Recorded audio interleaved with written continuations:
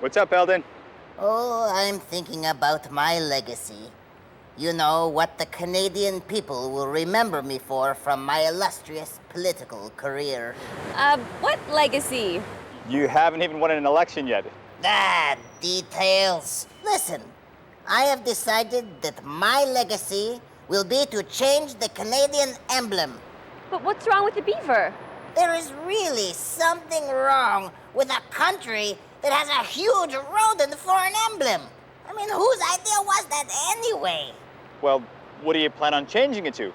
Well, I'm thinking the new emblem for Canada needs to be agile. It needs to be nimble. And it needs to be green like a frog. I mean, frogs are so cute. We need a national frog. A national frog. Exactly. Which is why I sent you to Fredricton to get me the biggest one you can find. There's a whole lot of wet in New Brunswick, and where there's wet, there's frogs. Welcome to CG Kids. Kat and I are taking you on a cross-Canada adventure to every capital city in the country. Today we're in Fredericton, the capital of New Brunswick, one of 3 maritime provinces on the eastern seaboard.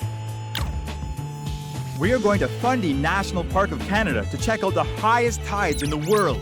Then Sid and I will have a race in a bubble down the reversing falls in Fallsview Park.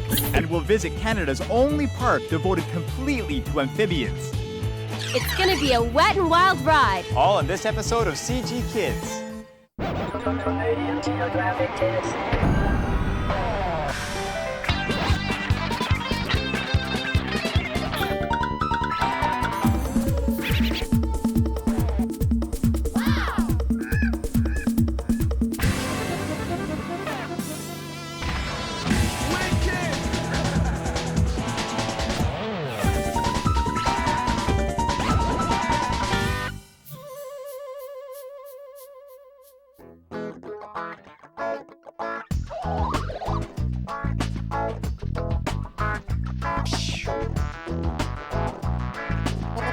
The location of present-day Fredericton was popular long before European settlement. The mighty St. John River creates excellent farmland, and the Mi'kmaq and Malisat people made use of this lush soil for farming. The Fredricton area was first called St. Anne's Point in 1732 by the Acadiens. They started settling here in New Brunswick even before they were expelled by the British from Nova Scotia. The British captured St. Anne's Point after the expulsion of the Acadians in 1755 and burned it to the ground. The United Empire Loyalists settled here after the American Revolution, and in 1784, St. Anne's Point became the capital of New Brunswick. Winning out over present-day St. John because of its protected, central, inland location. The name was changed to Frederickstown in honor of Prince Frederick, Duke of York, and second son of King George III. It was soon shortened to Fredericton. The historic Garrison District at Officer Square is where Fredericton celebrates its history with its daily changing of the guard. The ceremony dates back to 1793 with the formation of the New Brunswick Regiment. The British troops had to always be ready for attack from the province's various waterways. You're never more than 200 kilometers away from the coast in New Brunswick, and where there's wet, there's frogs.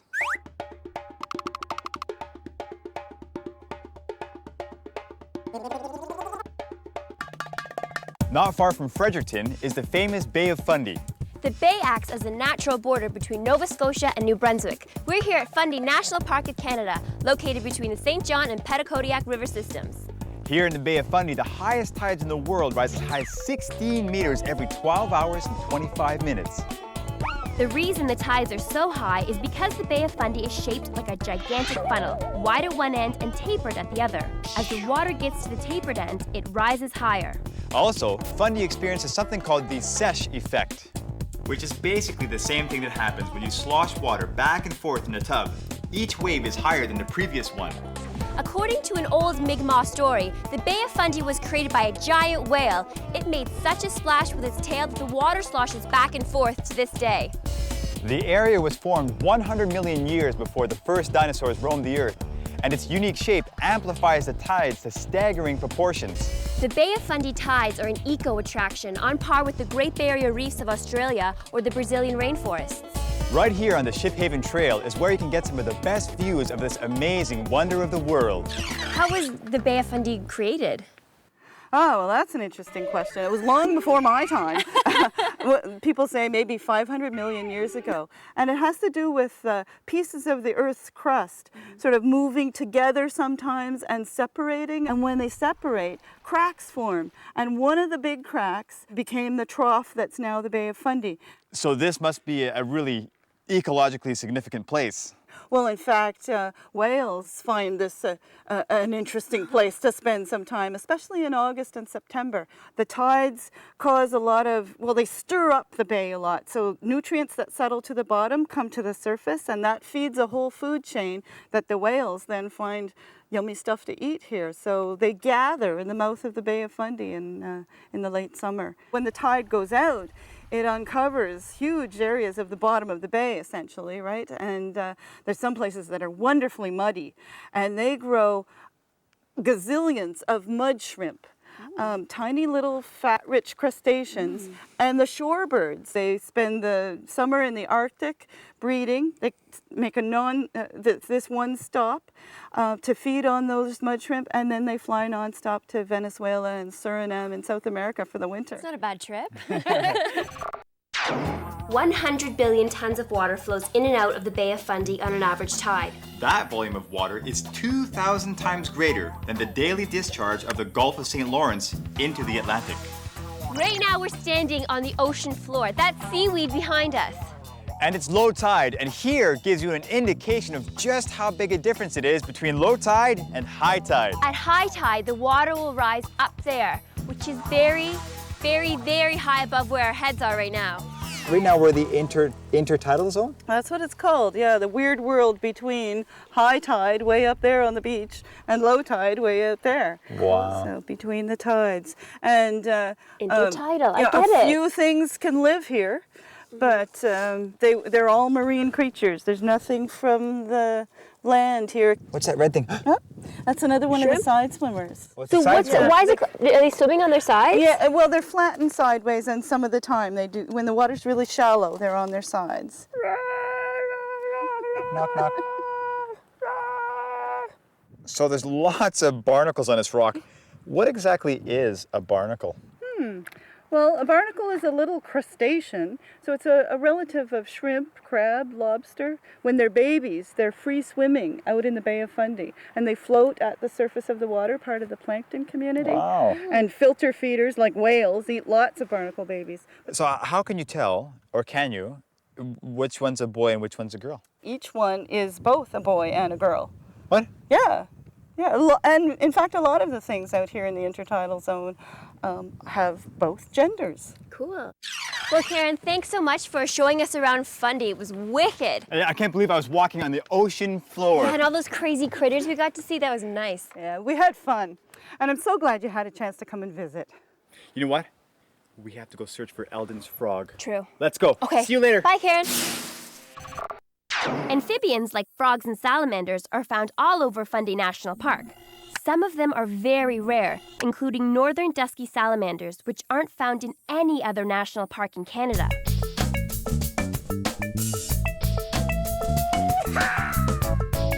It's time for Triviography. Today's question is, what is an aqueous bulge? Here's a hint. It's not what you get when you've eaten too much. Can I get you another pizza? Oh, not for me, thanks. I'm so full I have an aqueous bulge. And it's not a geological formation. So we'll go across this river, around the aqueous bulge, and through that forest. I just know we'll find Bigfoot this time. So what does aqueous bulge mean? Stick around for the answer.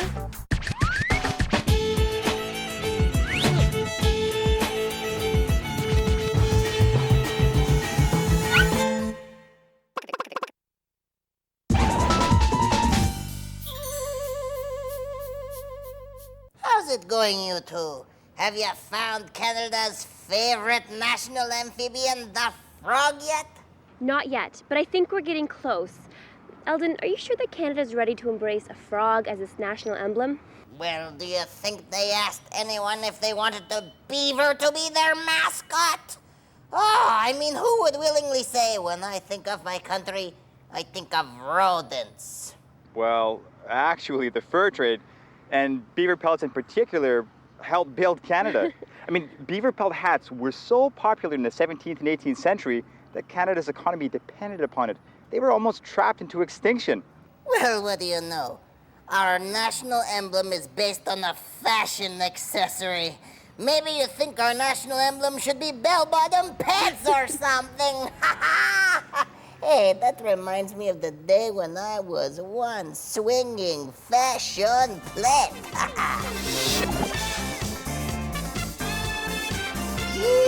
I call this move the LD. Yep. Now don't push, girls. There's only one of me to go around.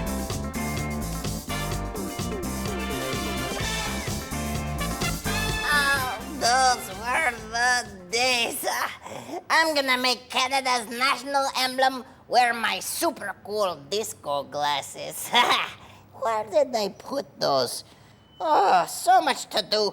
Hey, why are you two standing around? Go find me a frog and make it a big one. I've got to find my glasses. We're here in New Brunswick, just outside the city of St. John. This is Falls View Park. We're here to see another amazing natural phenomenon, the reversing falls. It's not an optical illusion. The falls actually do flow in two different directions. It's a phenomenon caused by the Bay of Fundy tides. Twice every day, the current actually stops entirely, then changes direction. I can't wait to see this. See it? No way. We're gonna walk on it. Pardon? Oh, this must be Mark. Hi, Mark. I'm Kat. Hi, Kat. And this is Sid. Hi, Hey, Sid. Mark. We're Nice to meet you. Nice to meet you. We hear you're the guy to go to if we want to walk on water. You're right. Is this what we'll be using? That's true. Oh, wicked. And this is the water we're going on. This is the reversing That's falls? correct. You got the reversing fall right in front of you. It's starting to build up pretty nicely. How does it work? It's very simple. Okay, tell me. We are very lucky in St. John here. Okay. We have the Bay of Fundy on that side of the bridge over there, who goes up 28 feet in 6.5 hours. Go down the next 6.5 hours, 28 feet again. Up there, we have three rivers coming here and try to meet with that Bay of Fundy who keep changing his mind constantly. That's trouble. So when the bay is high, the river reverses flow and flow on the wrong way. When the bay goes down, reach the same level as the river. That's when you could swim across without any problem. So what do we have to do to go from right here to in there walking on the falls?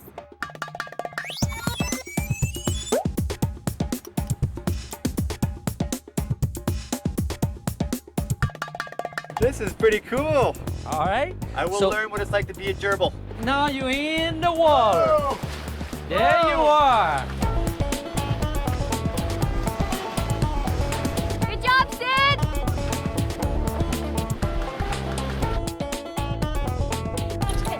Come in, coach. Hey, you're a quick learner. That's right. Look up. That's right. Just walk. Just walk. Okay.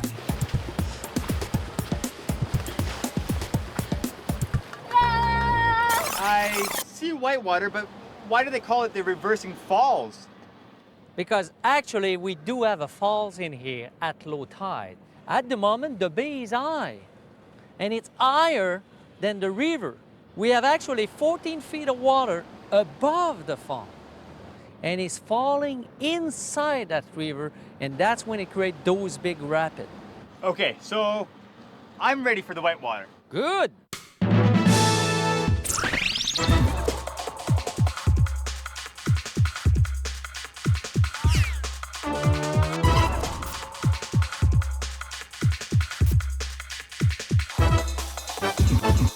CGK. Oh, Mark, Yes.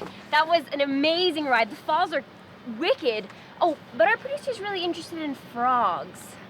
Yeah, we have something like that in Fredricton, very nearby. Awesome.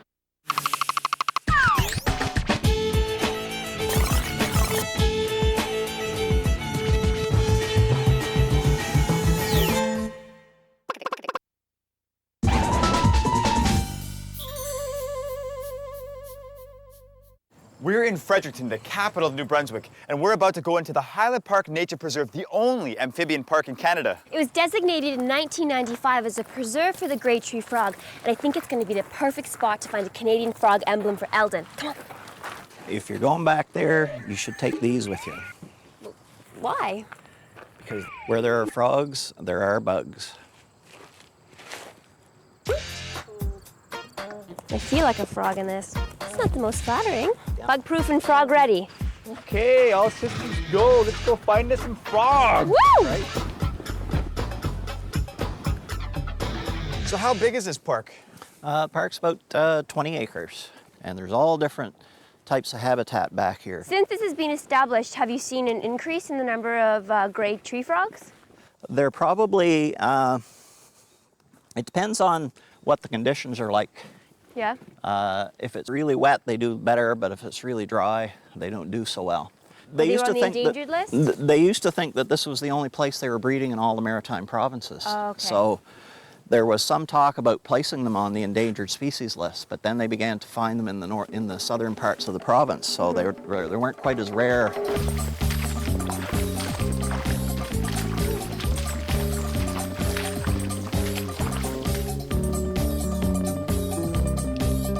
Hey, Grant. Hey, Elizabeth. Oh, what do you got there? What do you got? Oh, they've got some frogs. Wow, you must have been here all day frogging. There he goes. What kind of frog is that? This guy's called a leopard frog, and it's partly because of the spots that he has. You can see them on his back there. And this is a young one, and he's just newly transformed from the tadpole stage. He'll get about, he'll get about 2 or 3 times bigger than that when he's an adult. So is this place created to protect this kind of frog, or lots of frogs, or? Well, there's 9 species in New Brunswick, and we have 7 out of the 9 that occur in this particular preserve. Does he hop south for the winter, or what does he do? Nope, he'll stay right here.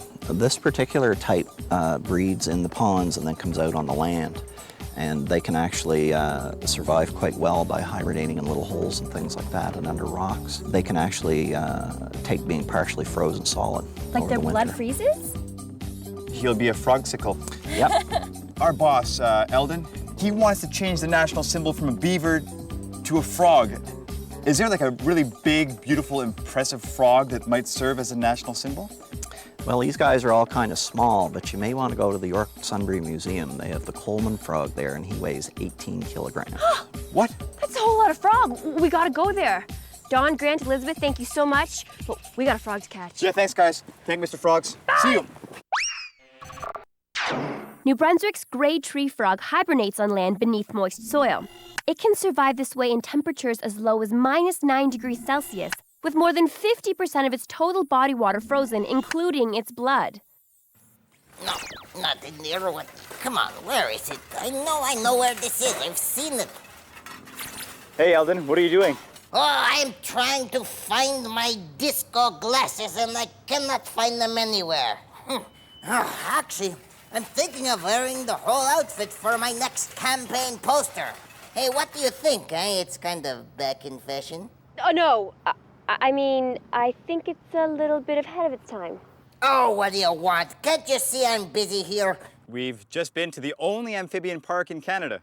Yeah, so? Frogs are amphibians. Good. So you've been looking at frogs. Hey, did you line up auditions for Canada's new emblem? Okay, how did they look, you know? Because I feel the excitement. You said you wanted to see a big frog, and there's a huge one in Fredricton. We're gonna go check it out right now. Oh, yeah, goody, I can't wait. Okay, I've got to find those disco glasses. Maybe in this box. Hey, what's this? This sandwich is as old as my jumpsuit. You know, somebody really should clean this place up more often.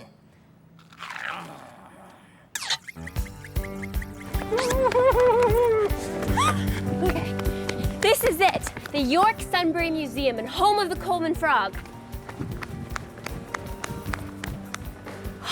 Sid, come on, check it out. This must be the huge frog. Massive. Hello, my name's Tim Andrew, and what would you like to know? Everything. About 160 years ago, a man called Fred Coleman, who had a hotel here in Fredricton called the Barker House, was out fishing one day when a frog jumped in his boat and ate his lunch. Coleman was so impressed that he used to go out every day with buttermilk and bread to feed the frog. In 1885, the fishermen who also fished in the lake found they weren't catching enough fish. So they used dynamite to catch the fish. This was disastrous for the frog. Fred Coleman went out and found his frog friend flattened. He was so attached to the frog that he had it stuffed and mounted and kept it in the lobby of the Barker House Hotel where it stayed for many years. How on earth did he get this big? Well, the secret lies in the diet. The frog was fed whey and buttermilk, which are high in calcium. So this frog never got the osteoporosis which kills all the other frogs. And that's how it came to be such a large size. So that little guy is a normal-sized frog? Yeah, that's a normal-sized bullfrog. Wow. And how heavy is this thing? 42 pounds. What? That's about 20 times heavier than practically any other frog you'll ever see. Thanks so much, Tim, for showing us this amazing Coleman frog. Yeah, it's a great story. Amphibians have been around an estimated 350 million years. The earliest known frog appeared about 190 million years ago during the late Jurassic period.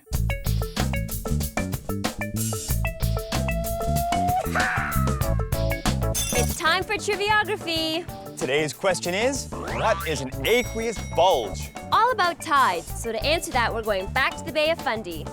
Aqueous bulges literally means watery bulges. These bulges create tides and are caused by the gravitational interaction between the Earth and the Moon. The Earth bulges slightly both toward and away from the Moon. As the Earth rotates daily, the bulges move across the Earth. Since the Earth's water is more fluid than the land, it bulges slightly more, resulting in high tides. And that is an aqueous bulge. CG Kids is on the World Wide Web. Visit us and find out even more about our incredible country. Just click on our website to find games, contests, and way more about our show. You can even try the CG Kids Atlas online. Check it out.